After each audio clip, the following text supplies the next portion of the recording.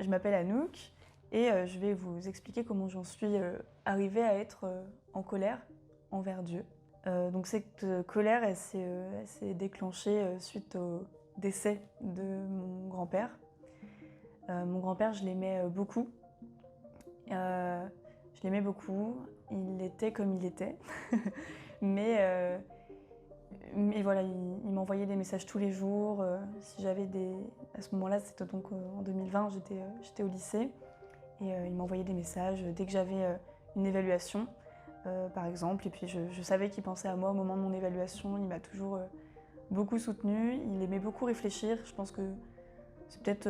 il avait aussi une fibre très poète. Il aimait bien écrire. Je pense que c'est lui qui m'a transmis tout ça. Et il était malade. Il voulait pas savoir ce qu'il avait. Mais voilà, et vers la fin de ses jours, il respirait avec une machine. Il avait du mal à respirer. C'était compliqué. Et puis donc il est décédé.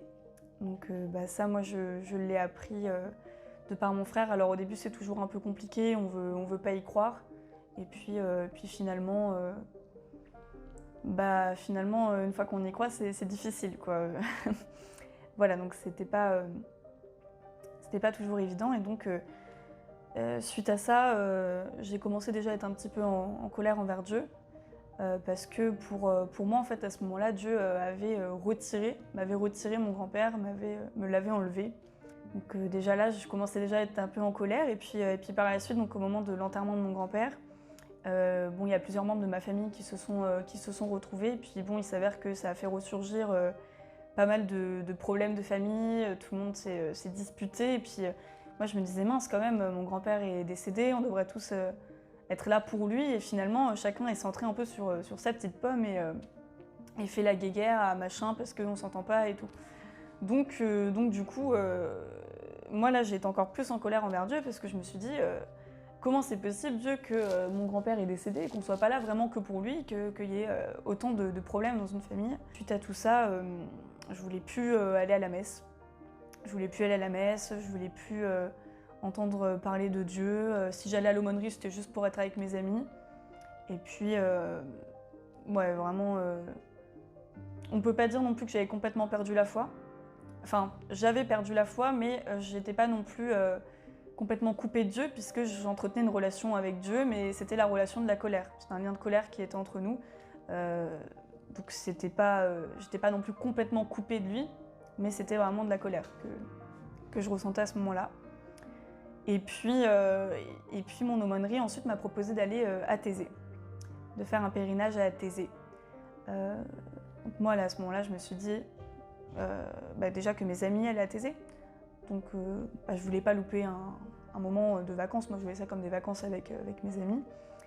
Et puis surtout, j'étais déjà allée à Thésée une première fois avant. Ça m'avait bien aidée pour autre chose. Et donc, je me suis dit, peut-être que là, ça pourrait m'aider.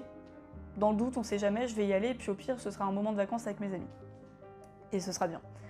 Donc, on part à Thésée. Et puis, à Thésée, un soir, vers le début de la semaine. Donc à Thésée, il faut savoir qu'il y a des prières matin, midi et soir, des prières obligatoires. Et lors d'une prière du soir, il y avait des chants de Thésée, tout très apaisants. Eh bien, j'ai ressenti quelque chose. J'étais restée plus longtemps que d'habitude. Et là, j'ai ressenti quelque chose presque inexplicable, mais vraiment, j'étais en face de la croix de Thésée. Et j'ai ressenti un amour profond, une paix profonde, en fait, qui est venue en moi. Et je m'en voulais presque, en fait, de m'être autant éloignée d'eux pendant un moment. Ça a duré un mois, tout le temps où j'ai été éloignée de Dieu, ça a duré un mois. Et je m'en suis voulu. On dit souvent, mon Dieu, pourquoi m'as-tu abandonné? Et moi, à ce moment-là, je me suis dit, mon Dieu, pourquoi t'ai-je abandonné? Et je m'en voulais presque de l'avoir abandonné. Et à ce moment-là, je me suis dit, Dieu existe vraiment, je dois croire en lui. C'est pas lui qui a retiré mon grand-père. Et puis finalement, mon grand-père était très malade, il souffrait beaucoup.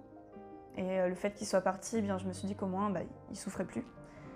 Et puis, pour tout ce qui est des problèmes de famille, j'ai compris à ce moment-là que c'est pas Dieu qui faisait qui avait fait ces problèmes dans ma famille, mais que c'était réellement humain finalement, le mal est humain, et que c'est voilà, c'est ma famille qui créait ces problèmes, les membres de ma famille, mais pas Dieu. Et qu'au contraire, Dieu pouvait être là pour nous aider, pourquoi pas nous réconcilier, si c'est possible un jour, mais voilà, à vivre en paix. Et puis suite à ça, j'ai continué mon bout de chemin, continué mon pèlerinage à Thésée, qui a été très beau. J'ai beaucoup écrit, je passais des après-midi entiers à écrire parce que bon, c'était un pèlerinage, j'y allais pour être avec mes amis, mais il se trouve que j'étais la seule à avoir plus de 17 ans. Et à Thésée, quand on a plus de 17 ans, on est séparés de ceux qui ont moins de 17 ans. Tous mes amis avaient moins de 17 ans. Donc du coup, j'avais beaucoup de moments toute seule, j'écrivais beaucoup, je passais beaucoup de temps à écrire, et suite à cette révélation, voilà, je pouvais passer des après-midi entiers dans une chapelle, non pas à prier pendant 3 heures d'affilée, parce que c'est difficile, moi je n'arrive pas à rester concentrée 3 heures d'affilée, mais à réfléchir, à écrire ce qui me passait par la tête, écrire des lettres. Et c'est comme ça que j'ai retrouvé la foi, que j'ai arrêté d'être en colère contre Dieu finalement. Voilà. Eh bien, moi je vous recommande fortement les pèlerinages à Thésée, parce que j'y suis allée 3 fois, et les 3 fois ça m'a sauvée. Voilà. Et surtout, n'oubliez pas une chose très importante, il faut vous abonner, commenter et partager la vidéo de Benjamin Franklin. C'est pas Franklin.